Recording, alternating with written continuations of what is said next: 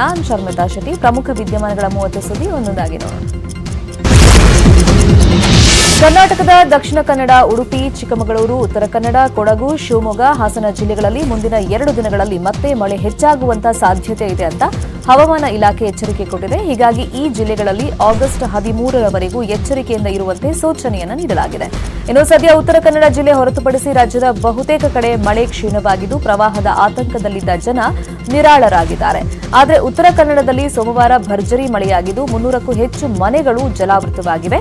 ಇದೇ ವೇಳೆ ದಕ್ಷಿಣ ಕನ್ನಡ ಜಿಲ್ಲೆಯ ಬೆಳ್ತಂಗಡಿಯಲ್ಲಿ ಕಾಡಿನ ನಡುವೆ ಭಾರೀ ಭೂಕುಸಿತವಾಗಿದೆ. ಇನ್ನು ಕೊಡಗು ಜಿಲ್ಲೆಯಲ್ಲಿ 2 ದಿನಗಳಿಂದ ಮಳೆ ಕ್ಷೀಣಗೊಂಡಿದ್ದು ಜಲಾವೃತವಾಗಿದ್ದ ಭಾಗಮಂಡಲದಲ್ಲಿ ನೀರಿನ ಮಟ್ಟ ಬಹುತೇಕ ಇಳಿದಿದೆ. ಪ್ರವಾಹ ಇಳಿಮುಖ ಹಿನ್ನೆಲೆಯಲ್ಲಿ ಜನ ತಮ್ಮ ಮನೆಗೆ ತೆರಳಿ ನೀರನ್ನು ಹೊರಹಾಕಿ ಸ್ವಚ್ಛತಾ ಕಾರ್ಯದಲ್ಲಿ ತೊಡಗಿದ್ದಾರೆ. ಇನ್ನು ಕೊಡಗಿನಲ್ಲಿ ಸುರಿದಂತ ಮಳೆಗೆ 25,000 ಹೆಕ್ಟೇರ್ ಕಾಫಿ ಬೆಳೆ ನಾಶವಾಗಿದೆ ಅಂತ ಹೇಳಲಾಗ್ತಾ ಇದೆ. ಬ್ರಹ್ಮಗಿರಿ ಬೆಟ್ಟದಲ್ಲಿ ದುರಂತ ಹಿನ್ನೆಲೆಯಲ್ಲಿ ಅರ್ಚಕರ ಕುಟುಂಬದ ಪತ್ತೆ ಕಾರ್ಯಾಚರಣೆ ಸ್ಥಗಿತವಾಗಿದೆ. ನಿನ್ನೆ ರಾತ್ರಿಯಾದಂಥ ಕಾರಣ ಕಾರ್ಯಾಚರಣೆಯನ್ನು ಸ್ಥಗಿತ ಮಾಡಲಾಗಿದ್ದು ನಾಪತ್ತೆಯಾಗಿದ್ದವರ 4 ಗುರುತು ಪತ್ತೆ ಮಾಡೋಕೆ ಆಗಲಿಲ್ಲ. ಇವತ್ತು ಮತ್ತೆ ಕಾರ್ಯಾಚರಣೆ ನಡೆಯಲಿದೆ. ಮಣ್ಣಿನ ಅಡಿಯಲ್ಲಿ ಸಿಲುಕಿರೋ 4ವರಿಗಾಗಿ 3 ಹಿಟಾಚಿ, ಎನ್ಡಿಆರ್ಎಫ್, ಎಸ್ಡಿಆರ್ಎಫ್ ಮೂಲಕ ಜಂಟಿ ಕಾರ್ಯಾಚರಣೆ ನಡೀತಾ ಇದ್ದು ದಟ್ಟ ಮಂಜಿನ ಹಿನ್ನೆಲೆಯಲ್ಲಿ ಕಾರ್ಯಾಚರಣೆಯನ್ನು ಸ್ಥಗಿತ ಮಾಡಲಾಗಿತ್ತು. ನಿನ್ನೆ ರಾಶಿ ಪುಸ್ತಕ, ಬಟ್ಟೆಗಳು ಪತ್ತೆಯಾಗಿದ್ದು ಘಟನಾ ಸ್ಥಳಕ್ಕೆ ತೆರಳಿದ ಆಚಾರ್ ಅವರ ಮಕ್ಕಳು, ಮೊಮ್ಮಕ್ಕಳು ಅಲ್ಲಿನ ವಸ್ತುಗಳನ್ನು ಕಂಡು ಕಣ್ಣೀರನ್ನು ಹಾಕಿದ್ದಾರೆ. ಉತ್ತರ ಕನ್ನಡ ಜಿಲ್ಲೆಯಲ್ಲಿ ಭಾರೀ ಮಳೆಯಾಗ್ತಾ ಇದೆ. ಶಿರಸಿ, ಸಿದ್ದಾಪುರ, ಯಲ್ಲಾಪುರ ಭಾಗದಲ್ಲಿ ಧಾರಾಕಾರವಾಗಿ ಮಳೆ ಸುರಿತಾ ಇದೆ. ಪ್ರವಾಹ ಮಟ್ಟ ಮೀರಿ ವರದಾ ನದಿ ಹರಿತಾ ಇದೆ. ಸಾವಿರಾರು ಎಕರೆ ಕೃಷಿ ಭೂಮಿಗೆ ಮಳೆ ನೀರು ನುಗ್ಗಿ ಅಡಿಕೆ, ಬಾಳೆ, ಭತ್ತ ಬೆಳೆ ನಾಶವಾಗುವಂತ ಆತಂಕ ಎದುರಾಗಿದೆ. ಕರಾವಳಿ ಭಾಗದಲ್ಲೂ ಭಾರೀ ಮಳೆಯಾಗ್ತಾ ಇದ್ದು ಅಘನಾಶಿನಿ, ಶರಾವತಿ ನದಿಗಳು ಉಕ್ಕಿ ಹರಿತಾ ಇವೆ. ನದಿ ಪಾತ್ರದ ಮನೆಗಳಿಗೆ ಮಳೆ ನೀರು ನುಗ್ಗಿದೆ. ಹೊನ್ನಾವರ, ಕುಮಟಾ ಭಾಗದಲ್ಲಿ ಆತಂಕದ ವಾತಾವರಣ ನಿರ್ಮಾಣವಾಗಿದೆ. ಹೊನ್ನಾವರ, ಕುಮಟಾದಲ್ಲಿ ಭಾರೀ ಮಳೆಯಿಂದ ನದಿಗಳು ಉಕ್ಕಿ ಹರಿದು 300ರಷ್ಟು ಮನೆಗಳು ಜಲಾವೃತವಾಗಿವೆ. 130ಕ್ಕೂ ಹೆಚ್ಚು ಕುಟುಂಬಗಳನ್ನು ಪರಿಹಾರ ಕೇಂದ್ರಕ್ಕೆ ಸ್ಥಳಾಂತರ ಮಾಡಲಾಗಿದೆ. ಯಾಣದಲ್ಲಿ ಗುಡ್ಡ ಕುಸಿತ ಉಂಟಾಗಿದ್ದು ಸಂಪೂರ್ಣವಾಗಿ ಅಲ್ಲಿ ಸಂಪರ್ಕ ಕಡಿತವಾಗಿದೆ. ಮಂಗಳೂರಲ್ಲಿ ಭಾರೀ ಮಳೆಗೆ ಭೂಕುಸಿತವಾಗಿದೆ. ಮಿತ್ತಬಾಗಿಲು ಗ್ರಾಮದ ಕಾಡಮನೆ ಅರಣ್ಯ ಪ್ರದೇಶದಲ್ಲಿ ಸುಮಾರು 4 ಎಕರೆ ಪ್ರದೇಶದಲ್ಲಿ ಭೂಕುಸಿತವಾಗಿದೆ. ಅರಣ್ಯ ಪ್ರದೇಶದಲ್ಲಿ ಭೂಕುಸಿತ ಆಗಿರೋದ್ರಿಂದ ಭಾರೀ ಅನಾಹುತ ತಪ್ಪಿದೆ. ಅರಣ್ಯ ಭಾಗದ ಕೆಳಭಾಗದಲ್ಲಿ ವಾಸ ಮಾಡುವಂತ 30ಕ್ಕೂ ಹೆಚ್ಚು ಕುಟುಂಬಗಳು ಸ್ವಲ್ಪದರಲ್ಲೇ ಪಾರಾಗಿವೆ. ಮುನ್ನೆಚ್ಚರಿಕಾ ಕ್ರಮವಾಗಿ ಕಾಡಮನೆ ವ್ಯಾಪ್ತಿಯ ಜನರ ಸ್ಥಳಾಂತರಕ್ಕೆ ಸಿದ್ಧತೆಯನ್ನ ಮಾಡಲಾಗ್ತಾ ಇದೆ. ಚಿಕ್ಕಮಗಳೂರಲ್ಲಿ ರಸ್ತೆ ಇಲ್ಲದೆ ಜನ ಪರದಾಡ್ತಾ ಇದ್ದಾರೆ. ಜೀವದ ಹಂಗನ್ನ ತೊರೆದು ಜನ ತೆಪ್ಪದಲ್ಲೇ ನದಿ ದಾಟ್ತಾ ಇದ್ದಾರೆ. ಇದ್ದ ತೂಗು ಸೇತುವೆ ಕೂಡ ಕಳೆದ ವರ್ಷ ಕೊಚ್ಕೊಂಡು ಹೋಗಿತ್ತು. 1 ವರ್ಷ ಕಳೆದರೂ ತೂಗು ಸೇತುವೆ ರಿಪೇರಿ ಆಗಿಲ್ಲ. ಹೀಗಾಗಿ ಜೀವದ ಹಂಗನ್ನ ತೊರೆದು ತೆಪ್ಪದಲ್ಲೇ ನದಿ ದಾಟ್ತಾ ಇದ್ದಾರೆ. ಚಿಕ್ಕಮಗಳೂರು ತಾಲೂಕಿನ ಬಾಳೆಗದ್ದೆ ಜನರ ಗೋಳು ಕೇಳೋರೇ ಇಲ್ಲ ಅಂತಾಗಿದೆ. ಗ್ರಾಮದ ಪಕ್ಕದಲ್ಲೇ ಭದ್ರಾ ನದಿ ಅಪಾಯದ ಮಟ್ಟ ಮೀರಿ ಹರಿತಾ ಇದೆ. ಜನ ಪಟ್ಟಣಕ್ಕೆ ಬರಬೇಕು ಅಂದ್ರೆ ಈ ನದಿ ದಾಟಲೇಬೇಕು. ನದಿ ಬಿಟ್ರೆ ಬೇರೆ ದಾರಿಯೇ ಇಲ್ಲ. ಹೀಗಾಗಿ ತೂಗು ಸೇತುವೆ ರಿಪೇರಿ ಮಾಡುವಂತೆ ಜನ ಮನವಿಯನ್ನ ಮಾಡ್ತಾ ಇದ್ದಾರೆ. ಬಾಗಲಕೋಟೆಯಲ್ಲಿ ಘಟಪ್ರಭಾ ನದಿ ಅಬ್ಬರ ಮುಂದುವರೆದಿದೆ. ಕ್ಷಣಕ್ಕೂ ನದಿ ತೀರದ ಗ್ರಾಮಗಳಲ್ಲಿ ಆತಂಕ ಜಾಸ್ತಿಯಾಗ್ತಾ ಇದ್ದು ಮಾಚಕನೂರು ಗ್ರಾಮದ ಹೊಳೆಬಸವೇಶ್ವರ ದೇಗುಲ ಸಂಪೂರ್ಣವಾಗಿ ಜಲಾವೃತವಾಗಿದೆ. ಘಟಪ್ರಭೆಯ ಅಬ್ಬರ ಯಾವ ರೀತಿ ಇದೆ ಅಂದ್ರೆ ದೇಗುಲದ ಗೋಪುರ ಮಟ್ಟಕ್ಕೆ ಉಕ್ಕಿ ಹರಿತಾ ಇದೆ ನೀರು. ಅಕ್ಕಪಕ್ಕದ ಹೊಲ ಗದ್ದೆಗಳೆಲ್ಲ ಸಂಪೂರ್ಣವಾಗಿ ಜಲಾವೃತವಾಗಿದ್ದು ಘಟಪ್ರಭಾ ಪ್ರವಾಹಕ್ಕೆ ಜನ ಬೆಚ್ಚಿಬಿದ್ದಿದ್ದಾರೆ. ಚಿಕ್ಕೋಡಿಯ ಹಿಡಕಲ್ ಜಲಾಶಯ 95% ಭರ್ತಿಯಾಗಿದ್ದು ಜಲಾಶಯದಿಂದ ನೀರು ಬಿಡುಗಡೆ ಮಾಡಲಾಗಿದೆ. 10 ಕ್ರಸ್ಟ್ ಗೇಟ್ಗಳ ಮೂಲಕ 9,000 ಕ್ಯೂಸೆಕ್ ನೀರನ್ನು ಘಟಪ್ರಭಾ ನದಿಗೆ ಬಿಡುಗಡೆ ಮಾಡಲಾಗಿದೆ. ಹೀಗಾಗಿ ಘಟಪ್ರಭಾ ನದಿಯ ಗೋಕಾಕ್ ಹಾಗೆಯೇ ಹುಕ್ಕೇರಿ ತಾಲೂಕಿನ ಗ್ರಾಮದ ನದಿ ಪಾತ್ರದ ಜನರಿಗೆ ಸುರಕ್ಷಿತ ರೀತಿಯಿಂದ ಇರುವಂತೆ ಸೂಚನೆಯನ್ನು ನೀಡಲಾಗಿದೆ. ಬೆಳಗಾವಿ ಜಿಲ್ಲೆಯ ಹುಕ್ಕೇರಿ ತಾಲೂಕಿನ ಹಿಡಕಲ್ ಜಲಾಶಯದಲ್ಲಿ 51 ಟಿಎಂಸಿ ನೀರು ಸಂಗ್ರಹಣಾ ಸಾಮರ್ಥ್ಯವಿದೆ. ಸದ್ಯ ಜಲಾಶಯಕ್ಕೆ 19,000 ಕ್ಯೂಸೆಕ್ ನೀರು ಒಳಹರಿವು ಇದ್ದು 9,000 ಕ್ಯೂಸೆಕ್ ನೀರು ಬಿಡುಗಡೆ ಮಾಡಲಾಗ್ತಾ ಇದೆ.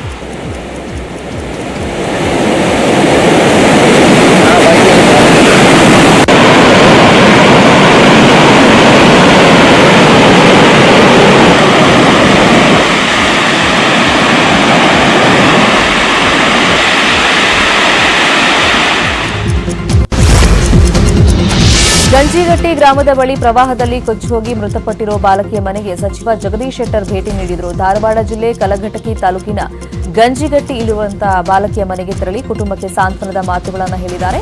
8 ವರ್ಷದ ಶ್ರೀದೇವಿ ಗಾಣಿಗೇರ ಇತ್ತೀಚೆಗೆ ಹಿರೇಕೆರೆಯ ನೀರಿನ ಸೆಳವಿಗೆ ಸಿಲುಕಿ ಮೃತಪಟ್ಟಿದ್ದು, ಹಿರೇಕೆರೆಗೆ ಸೇತುವೆ ಇಲ್ಲದೇ ಇರೋದು ಅವಘಡಕ್ಕೆ ಕಾರಣ ಅಂತ ಸ್ಥಳೀಯರು ಮಾಹಿತಿಯನ್ನು ಕೊಟ್ಟಿದ್ರು. ಶೀಘ್ರ ಸೇತುವೆ ನಿರ್ಮಾಣ ಮಾಡುವಂತೆ ಜಗದೀಶ್ ಶೆಟ್ಟರ್ ಅವರು ಅಧಿಕಾರಿಗಳಿಗೆ ಸೂಚನೆ ಕೊಟ್ಟಿದ್ದಾರೆ.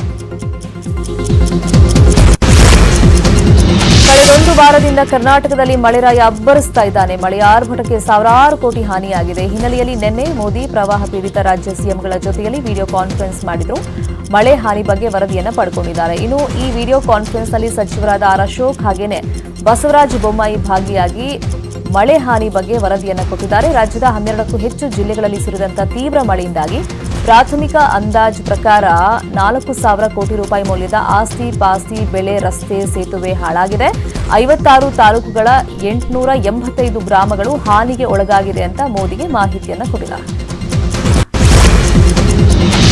ಪ್ರವಾಹ ಪರಿಸ್ಥಿತಿಯಲ್ಲಿ ರಾಜ್ಯ ಸರ್ಕಾರಕ್ಕೆ ಕೇಂದ್ರ ಸರ್ಕಾರ ಸರಿಯಾಗಿ ಪರಿಹಾರ ಕೊಡ್ತಾ ಇಲ್ಲ ಅಂತ ಕೆಪಿಸಿಸಿ ಅಧ್ಯಕ್ಷ ಡಿಕೆ ಶಿವಕುಮಾರ್ ಹರಿಹಾಯ್ದಿದ್ದಾರೆ. ಕಳೆದ ಬಾರಿ 35,000 ಕೋಟಿ ಪರಿಹಾರ ಕೇಳಲಾಗಿತ್ತು. ಆದರೆ ಕೇಂದ್ರ ಕೊಟ್ಟಿದ್ದು 1,860 ಕೋಟಿ ಮಾತ್ರ. ಸರ್ಕಾರ ಕೇವಲ ಆಶ್ವಾಸನೆ ಕೊಟ್ಟರೆ ಸಾಕಾಗೋದಿಲ್ಲ, ಸಮಸ್ಯೆಯನ್ನ ಪರಿಹರಿಸೋ ಪ್ರಯತ್ನ ಮಾಡಬೇಕು ಅಂತ ಡಿಕೆಶಿ ಕಿಡಿಕಾರಿದ್ದಾರೆ. ಎಲ್ಲೆಲ್ಲಿ ಭೂಕುಸಿತ, ಮನೆ ಹಾನಿಯಾಗುತ್ತೆ ಅಂತಹ ಕಡೆ ವಿಶೇಷ ಪ್ಯಾಕೇಜ್ ಘೋಷಣೆ ಮಾಡಬೇಕು. 10,000 ಕೋಟಿ ಪ್ಯಾಕೇಜ್ಗೆ ಒತ್ತಾಯಿಸಿದ್ದೀನಿ ಅಂತ ಹೇಳಿದ್ರು. ಇನ್ನು ಕೆಪಿಸಿಸಿಯಿಂದ 3 ತಂಡಗಳ ರಚನೆ ಮಾಡಿ ಪ್ರವಾಹ ಪೀಡಿತ ಸ್ಥಳಕ್ಕೆ ಕಳಿಸ್ತೀವಿ ಅಂತ ಡಿಕೆಶಿ ಮಾಹಿತಿಯನ್ನು ಕೊಟ್ಟಿದ್ದಾರೆ.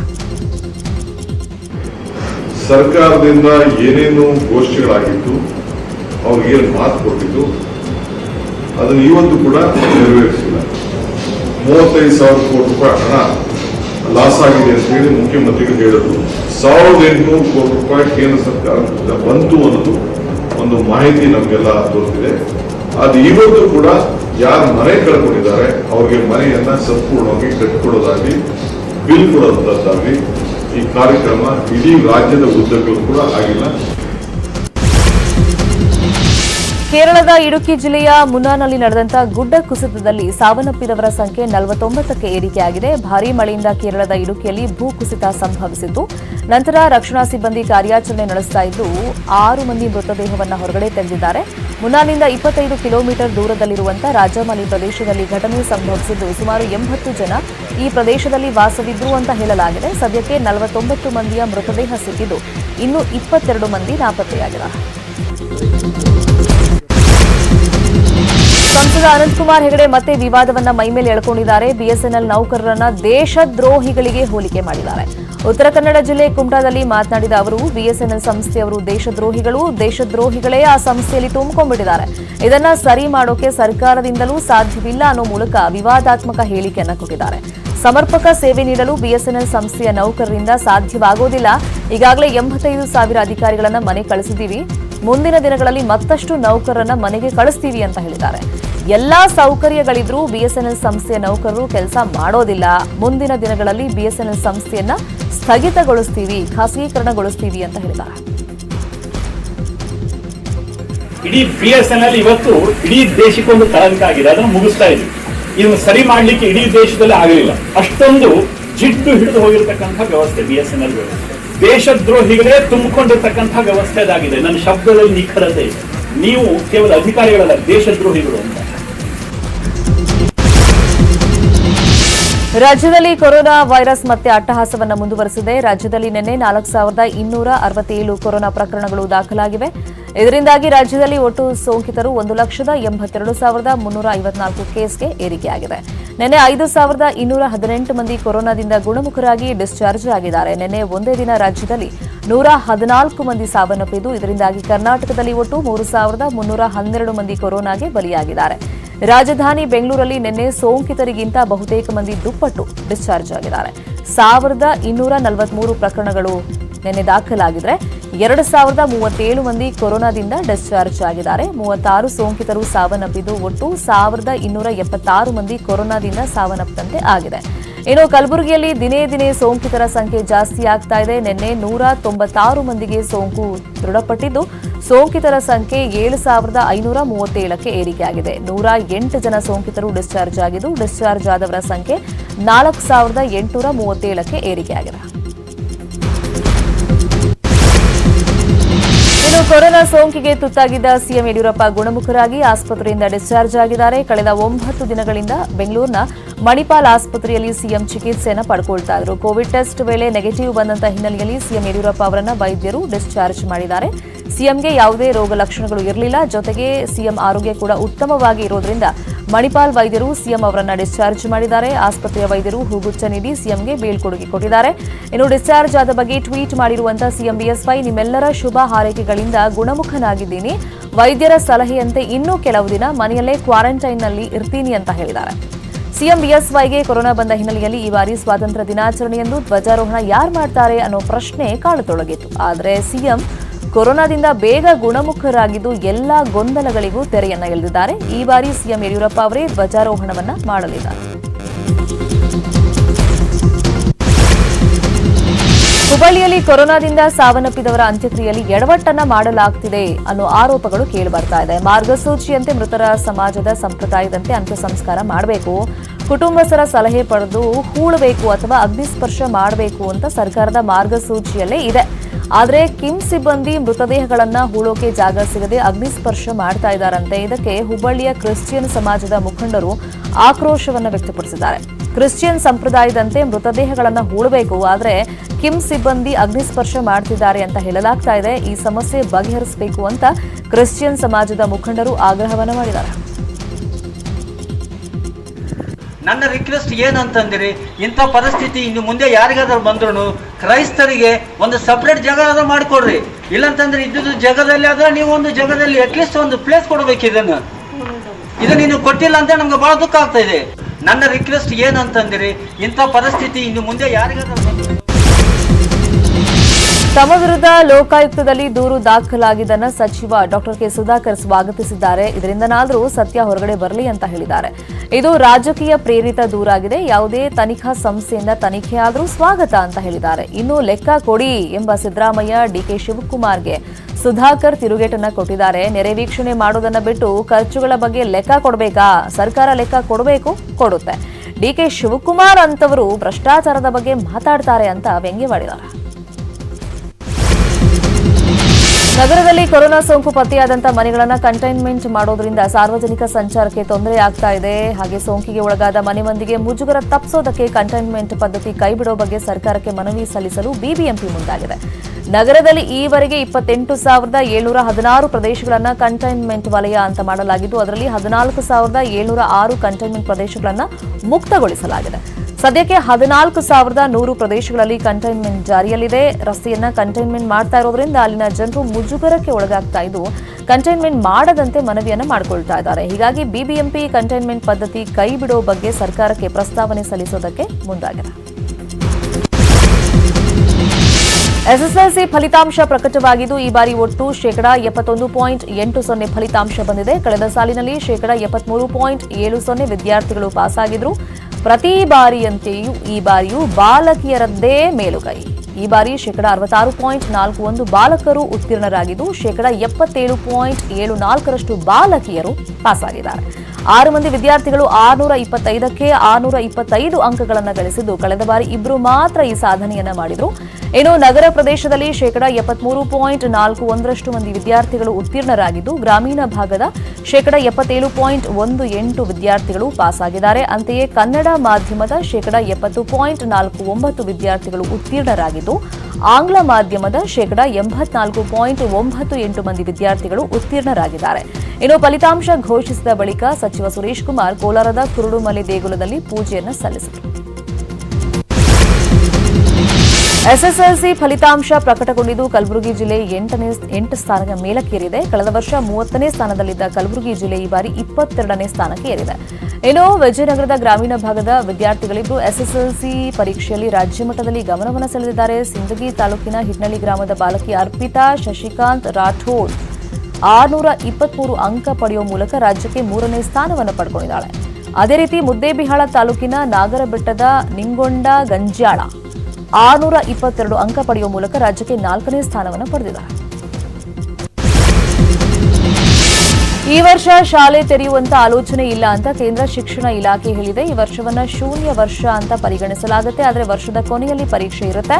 ಶೈಕ್ಷಣಿಕ ಸಂಸ್ಥೆಗಳು ಪರೀಕ್ಷೆ ನಡೆಸಬೇಕಾಗುತ್ತೆ ಅಂತ ಶಿಕ್ಷಣ ಇಲಾಖೆಯ ಸಮಿತಿ ಸಭೆಯಲ್ಲಿ ಕೇಂದ್ರ ಸರ್ಕಾರ ತನ್ನ ಅಭಿಪ್ರಾಯವನ್ನು ತಿಳಿಸಿದೆ. ಇನ್ನು 3ನೇ ತರಗತಿವರೆಗೆ ಆನ್ಲೈನ್ ಶಿಕ್ಷಣ ಇರೋದಿಲ್ಲ. 4ರಿಂದ 7ರವರೆಗೆ ಸ್ವಲ್ಪ ಮಟ್ಟಿಗೆ ಆನ್ಲೈನ್ ಇರಲಿದೆ. 8ನೇ ತರಗತಿಯಿಂದ ಪೂರ್ತಿ ಆನ್ಲೈನ್ ವ್ಯವಸ್ಥೆ ಇರಲಿದೆ ಅಂತ ಸಭೆಯಲ್ಲಿ ನಿರ್ಧಾರವನ್ನು ಮಾಡಲಾಗಿದೆ. ರಾಜ್ಯಗಳ ಸಲಹೆ ಕೇಳಿ ಅಂತಿಮ ನಿರ್ಧಾರ ಪ್ರಕಟ ಮಾಡೋದಾಗಿ ಕೇಂದ್ರ ಸರ್ಕಾರ ತಿಳಿಸಿದೆ. ಉಳಿದಿರುವಂತಹ ಪ್ರಮುಖ ಸುದ್ದಿ ನೋಡೋಣ. ಬ್ರೇಕ್ ಆದ ಪ್ರಮುಖ ಸುದ್ದಿಯನ್ನು ನೋಡೋಣ. ಶಿವಮೊಗ್ಗ ಜಿಲ್ಲೆಯಲ್ಲಿ ಇನ್ಮುಂದೆ ಒಂದೇ ಒಂದು ಅಕೇಶಿಯಾ ಮತ್ತು ನೀಲಗಿರಿ ಸಸಿಗಳನ್ನು ನೆಡಬಾರದು ಅಂತ ಅರಣ್ಯ ಇಲಾಖೆ ಅಧಿಕಾರಿಗಳಿಗೆ ಜಿಲ್ಲಾ ಉಸ್ತುವಾರಿ ಸಚಿವ ಈಶ್ವರಪ್ಪ ಖಡಕ್ ಸೂಚನೆಯನ್ನು ಕೊಟ್ಟಿದ್ದಾರೆ. ತುಮಕೂರು ಜಿಲ್ಲೆಯಲ್ಲಿ ವಾಡಿಕೆಗಿಂತ ಹೆಚ್ಚಿನ ಮಳೆಯಾಗಿದೆ. ವಾಡಿಕೆಗಿಂತ ಶೇಕಡಾ 49ರಷ್ಟು ಹೆಚ್ಚಿಗೆ ಮಳೆಯಾಗಿದೆ. ಪರಿಣಾಮ ಕೃಷಿ ಚಟುವಟಿಕೆಗಳು ಚುರುಕನ್ನು ಪಡ್ಕೊಂಡಿವೆ. ಕೊರೋನಾದಿಂದಾಗಿ ಕೆಲಸ ಇಲ್ಲದೆ ಬೇಸತ್ತ ಜಿಲ್ಲೆಯ ಜನತೆಗೆ ವರುಣದೇವ ಕೃಪೆಯನ್ನು ತೋರಿದ್ದಾನೆ. ಭತ್ತ, ರಾಗಿ, ಜೋಳ, ಶೇಂಗಾ ಹೀಗೆ ಎಲ್ಲಾ ರೀತಿಯ ಬಿತ್ತನೆಯನ್ನ ಮಾಡಲಾಗಿದೆ. ಕಳೆದ ಬಾರಿಗಿಂತ ಈ ವರ್ಷ ಹದವಾದ ಮಳೆ ಸುರಿದಿದ್ದರಿಂದ ಶೇಕಡಾ 20ರಷ್ಟು ಬಿತ್ತನೆ ಹೆಚ್ಚಾಗಿದೆ. ಇಂದು ಶ್ರೀಕೃಷ್ಣ ಜನ್ಮಾಷ್ಟಮಿಯ ಹಿನ್ನೆಲೆಯಲ್ಲಿ ಬೆಂಗಳೂರಿನಾದ್ಯಂತ ಮಾಂಸ ಮಾರಾಟ ನಿಷೇಧ ಮಾಡಲಾಗಿದೆ. ಜೊತೆಗೆ ಕಸಾಯಿಖಾನೆಗಳಲ್ಲೂ ಕೂಡ ಪ್ರಾಣಿ ವಧೆಗೆ ನಿಷೇಧವನ್ನು ಹೇರಲಾಗಿದೆ. ಬಿಬಿಎಂಪಿ ವ್ಯಾಪ್ತಿಯ ಎಲ್ಲಾ ಕಸಾಯಿಖಾನೆಗಳಿಗೂ ಈ ಆದೇಶ ಅನ್ವಯ ಆಗಲಿದೆ. ಸುಮ್ಮನೆ ಹೋಗಿ ಹವಾ ಮಾಡ್ತೀನಿ, ರೌಡಿಸಂ ಮಾಡ್ತೀನಿ, ಹೆಸರು ಮಾಡ್ತೀನಿ, ನಂದೇ ಹವಾ ಇರಬೇಕು ಅಂತ ಓಡಾಟ ಮಾಡ್ತಾ ಇದ್ದವರಿಗೆ ಆನೇಕಲ್ ಉಪ ವಿಭಾಗದ ಪೊಲೀಸರು ಸರಿಯಾಗಿ ಬಿಸಿ ಮುಟ್ಟಿಸಿದ್ದಾರೆ. ಪೊಲೀಸರು ಸ್ಪೆಷಲ್ ಡ್ರೈವ್ ಮಾಡಿ ರೌಡಿ ಶೀಟರ್ಗಳ ಮನೆಗಳಿಗೆ ಹೋಗಿ ರೇಡ್ ಮಾಡಿದ್ದಾರೆ. ಎಸ್ಪಿ ರವಿ ಡಿ ಚನ್ನಣ್ಣನವರ್ ನೇತೃತ್ವದಲ್ಲಿ ಎಲ್ಲಾ ಠಾಣೆಯ ರೌಡಿಗಳನ್ನು ಒಂದೆಡೆ ಕರೆಸಿ ಖಡಕ್ ಎಚ್ಚರಿಕೆಯನ್ನು ನೀಡಲಾಗಿದೆ. 100ಕ್ಕೂ ಹೆಚ್ಚು ರೌಡಿ ಶೀಟರ್ಸ್ಗಳನ್ನು ಕರೆಸಿ ಖಡಕ್ ವಾರ್ನಿಂಗ್ ಅನ್ನು ಕೊಡಲಾಗಿದೆ. ಚಿತ್ರದುರ್ಗ ಜಿಲ್ಲೆ ತುರುವನೂರು ಪ್ರಥಮ ದರ್ಜೆ ಕಾಲೇಜ್ ಸ್ಥಳಾಂತರ ವಿರೋಧಿಸಿ ಚಳ್ಳಕೆರೆ ಶಾಸಕ ರಘುಮೂರ್ತಿ ಬೆಂಗಳೂರಿಗೆ ಪಾದಯಾತ್ರೆಯನ್ನು ಹೊರಟಿದ್ರು. ಕಾಲೇಜ್ ಉಳಿವಿಗೆ ಹೋರಾಟಕ್ಕೆ ಇಳಿದಿದ್ದ ಶಾಸಕ ರಘುಮೂರ್ತಿ ಸೇರಿದಂತೆ ನೂರಾರು ಜನರನ್ನ ಪೊಲೀಸರು ಬಂಧಿಸಿದ್ದಾರೆ. ಉಳಿದಿರುವಂತಹ ಪ್ರಮುಖ 5 ಸುದ್ದಿ ನೋಡೋಣ. ಬ್ರೇಕ್ ಆದ ಮಾಜಿ ರಾಷ್ಟ್ರಪತಿ ಪ್ರಣಬ್ ಮುಖರ್ಜಿ ಆಸ್ಪತ್ರೆಗೆ ದಾಖಲಾಗಿದ್ದಾರೆ. 84 ವರ್ಷದ ಅವರು ದೆಹಲಿಯ ಸೇನೆಯ ರಿಸರ್ಚ್ ಅಂಡ್ ರೆಫರಲ್ ಆಸ್ಪತ್ರೆಯಲ್ಲಿ ಮಿದುಳು ಶಸ್ತ್ರಚಿಕಿತ್ಸೆಗೆ ಒಳಗಾಗಿದ್ದಾರೆ. ಶಸ್ತ್ರಚಿಕಿತ್ಸೆ ಯಶಸ್ವಿಯಾಗಿದೆ, ಆದರೆ ಅವರ ಆರೋಗ್ಯ ಸ್ಥಿತಿ ಗಂಭೀರವಾಗಿದೆ.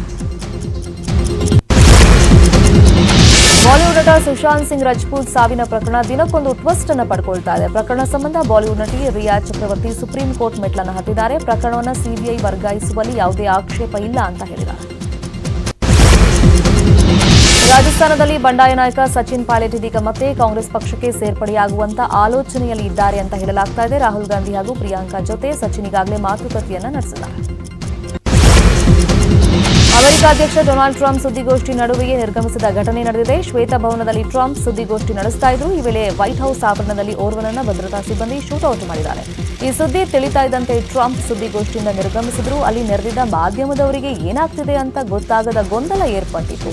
ಸ್ವಲ್ಪ ಹೊತ್ತಿನ ಬಳಿಕ ವಾಪಸ್ಸಾದ ಟ್ರಂಪ್ ಸುದ್ದಿಗೋಷ್ಠಿಯನ್ನು ಮುಂದುವರೆಸಿದರು.